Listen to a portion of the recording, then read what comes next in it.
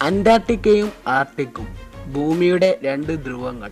ഭൂമിയിലെ ഏറ്റവും അധികം നിഗൂഢതകൾ നിറഞ്ഞ സ്ഥലങ്ങളാണ് ഇവ രണ്ടും. അതുകൊണ്ട് തന്നെ ഈ രണ്ട് സ്ഥലങ്ങളെയും പറ്റി വലിയ രീതിയിൽ തന്നെ നിഗൂഢതകളും അന്ധവിശ്വാസങ്ങളും ഇവിടെ പരക്കുന്നുണ്ട്.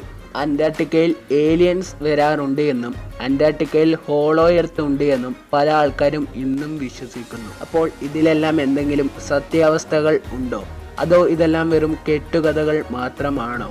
അന്റാർട്ടിക്കയിലെയും ആർട്ടിക്കിലെയും കാലാവസ്ഥ എങ്ങനെയാണ്? നമുക്ക് ഏറ്റവും അവസാനമായി കണ്ടെത്തിയ ഭൂഖണ്ഡമാണ് അന്റാർട്ടിക്ക. അന്റാർട്ടിക്കയെ കണ്ടെത്തിയിട്ട് വെറും 1.5 പതിറ്റാണ്ടുകൾ മാത്രമാണ് ആയിട്ടുള്ളത്. അന്റാർട്ടിക്കയിലെ ശരാശരി താപനില ഏകദേശം -40 ഡിഗ്രിയുടെ അടുത്താണ്. ഭൂമിയിലെ ഏറ്റവും വലിയ മരുഭൂമി ഏതാണ്? സഹാറ അല്ല. ഭൂമിയിലെ ഏറ്റവും വലിയ മരുഭൂമി അന്റാർട്ടിക്കയാണ്. രണ്ടാം സ്ഥാനത്തുള്ളത് അന്റാർട്ടിക്കയുടെ എതിരുള്ള ആർട്ടിക്ക. ചുറ്റും മഞ്ഞ് പുതച്ചു കിടക്കുന്ന ഈ പ്രദേശം എങ്ങനെയാണ് മരുഭൂമിയാവുക? അതിന് കാരണം മറ്റൊന്നുമല്ല, മരുഭൂമികൾ എന്ന് പറഞ്ഞാൽ ഏറ്റവും കുറവ് മഴ ലഭിക്കുന്ന ഇടങ്ങളാണ്. ഭൂമിയിൽ ഏറ്റവും കുറവ് മഴ ലഭിക്കുന്ന ഇടം അന്റാർട്ടിക്കയാണ്. രണ്ടാം സ്ഥാനത്തുള്ളത് ആർട്ടിക്ക. ഇവിടെ പ്രതിവർഷം കുറഞ്ഞത് 100 മില്ലി ലിറ്ററിലും കുറവ് മഴയാണ് ഇവിടെ ലഭിക്കുക. ഭൂമിയുടെ തെക്കേ ധ്രുവമാണ് അന്റാർട്ടിക്ക. ഇവിടെ സ്ഥിരമായി ആൾവാസമില്ല.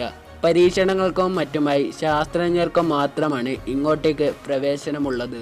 അന്റാർട്ടിക്കയുടെ തീരപ്രദേശങ്ങളിൽ പെൻഗ്വിനുകൾ പോലുള്ള ജീവികൾ അധിവസിക്കുന്നു. അതുപോലെ നീർനായകളും അവിടെയുണ്ട്.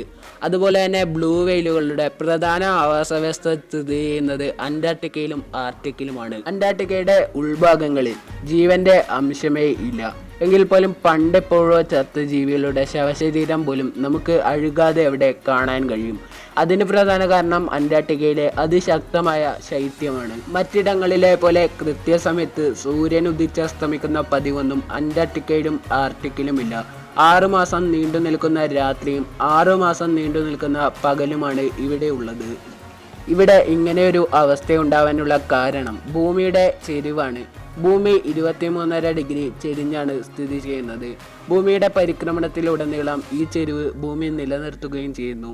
അതുകൊണ്ടാണ് അന്റാർട്ടിക്കയിൽ ഇങ്ങനെയൊരു അവസ്ഥയുണ്ടാവാനുള്ള കാരണം. ഈ ഭൂഖണ്ഡത്തിന് അന്റാർട്ടിക്ക എന്ന പേര് വരാനുള്ള കാരണം ആർട്ടിക്കയാണ്. അന്റാർട്ടിക്ക എന്ന പേരിൻ്റെ അർത്ഥം തന്നെ ആർട്ടിക്കിൻ്റെ എതിർ എന്നാണ്. അന്റാർട്ടിക്കയിലെ വളരെ കുറച്ച് സ്ഥലങ്ങളിൽ മാത്രമേ ഇതുവരെ പര്യവേഷണങ്ങൾ നടത്താൻ കഴിഞ്ഞിട്ടുള്ളൂ. ഭൂമിയിൽ 70% ജലമാണ്. എന്നാൽ നമുക്ക് ഉപയോഗിക്കാൻ പറ്റുന്ന ശുദ്ധജലം വെറും 3% മാത്രമാണ്. ഇത് നമുക്ക് ഉപയോഗിക്കാൻ പറ്റുന്നത് വെറും 20% മാത്രമാണ്. ബാക്കിയുള്ള ജലങ്ങളെല്ലാം ധ്രുവങ്ങളിൽ കട്ട പിടിച്ച് കിടക്കുകയാണ്. അന്റാർട്ടിക്കയിൽ ഏകദേശം 2 കിലോമീറ്ററോളം ആഴത്തിൽ ഐസിൻ്റെ നിക്ഷേപമുണ്ട്. അതുകൊണ്ട് തന്നെ അത്രയും അളവിൽ അന്റാർട്ടിക്കയിൽ ജലത്തിൻ്റെ സാന്നിധ്യവും ഉണ്ട്. അതുകൊണ്ട് തന്നെ ഭൂമിയിലെ മറ്റ് ജലസ്രോതസ്സുകളെല്ലാം വറ്റിയാലും അന്റാർട്ടിക്കയിലെ ജലസ്രോതസ് അവിടെ ഉണ്ടാവാൻ സാധ്യതയുണ്ട്. ആഗോള താപനം മൂലം അന്റാർട്ടിക്കയിലെ മഞ്ഞുകട്ടകൾ ഉരുകുകയാണ്. ഇത് ഏറ്റവും അധികം ഭീതി ഉണർത്തുന്ന ഒരു കാര്യമാണ്. കാരണം അന്റാർട്ടിക്കയിലെ വളരെ കുറച്ച് മഞ്ഞുകട്ടകൾ ഉരുകുകയാണ് എങ്കിൽ പോലും അത് വലിയ വിപത്തിലേക്കായിരിക്കും നയിക്കുക. കാരണം ഭൂമിയിലെ വളരെ ചെറിയ ദ്വീപ് പ്രദേശങ്ങളെല്ലാം പിന്നീട് കടലുകളായി രൂപമാറ്റം സംഭവിക്കും. മനുഷ്യവാസം ഇല്ലാത്തത് കൊണ്ട് തന്നെ ഈ പ്രദേശത്ത് മാലിന്യങ്ങളുടെ കൂമ്പാരങ്ങളും ഇല്ല. അന്റാർട്ടിക്കയിൽ ഏലിയൻസ് വരാറുണ്ട് എന്നും അന്റാർട്ടിക്കയിൽ ഹോളോ എർത്ത് ഉണ്ട് എന്ന് പറയുന്നതും വെറും കെട്ടുകഥകൾ മാത്രമാണ്. ചില സിനിമകളിലൂടെയും പഴമൊഴികളിലൂടെയുമാണ് പലരും ഇന്നും ഈ കാര്യങ്ങളെല്ലാം വിശ്വസിക്കുന്നത്. അന്റാർട്ടിക്കയെ പോലെയുള്ള മറ്റൊരു ധ്രുവമാണ് ആർട്ടിക്കും. എങ്കിൽ പോലും അന്റാർട്ടിക്കയെ പോലെ ഇവിടെ അത്രയും തീവ്രമായ കാലാവസ്ഥ അല്ല ഉള്ളത്. അതുകൊണ്ട് തന്നെ ഇവിടെ സസ്യജാലങ്ങളും ജന്തുജാലങ്ങളും മനുഷ്യരും പോലും ഉണ്ട്. പുരാതന കാലം മുതൽക്ക് തന്നെ ആർട്ടിക്കിൽ മനുഷ്യവാസമുണ്ട്. ആർട്ടിക്കിൽ ഇപ്പോൾ ഏകദേശം 40 ലക്ഷം മനുഷ്യരോളം വസിക്കുന്നുണ്ട്. ഇത്തരം കാര്യങ്ങളെല്ലാം അന്റാർട്ടിക്കയിൽ നിന്നും ആർട്ടിക്കിനെ വ്യത്യസ്തമാക്കുന്നു. മാത്രവുമല്ല, പണ്ട് ജീവിച്ചിരുന്ന ബൃഹത്തായ മാമത്തുകൾ ഉണ്ടായിരുന്നത് ആർട്ടിക്കിൽ ആയിരുന്നു.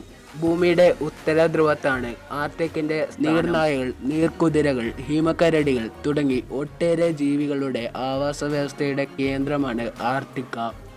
ആഗോള താപനം മൂലം മഞ്ഞുകട്ടകൾ ഉരുകുമ്പോഴാണ് നമ്മൾ ഇത്തരം സ്ഥലങ്ങളെക്കുറിച്ച് ചിന്തിച്ചു പോലും നോക്കുന്നത്. എങ്കിൽ പോലും ഇനിയും ഇങ്ങനെ തുടരുകയാണെങ്കിൽ ഭൂഖണ്ഡങ്ങളുടെ വിസ്തീർണം കുറയുകയും പല ദ്വീപുകളും സമുദ്രത്തോട് ചേരുകയും ചെയ്യും. അന്റാർട്ടിക്കയെ പോലെ തന്നെ ആർട്ടിക്കിനും 2 കാലങ്ങൾ മാത്രമേ ഉള്ളൂ, വേനൽക്കാലവും തണുപ്പ് കാലവും. ഓരോ കാലവും ഏകദേശം 6 മാസത്തോളം നീണ്ടു നിൽക്കുകയും ചെയ്യുന്നു. ശൈത്യകാലങ്ങളിൽ ആർട്ടിക്കിലെ താപനില -40 ഡിഗ്രിയോളമാണ് എങ്കിൽ വേനൽക്കാലത്ത് ആർട്ടിക്കിലെ താപനില -10 ഡിഗ്രിയോളവും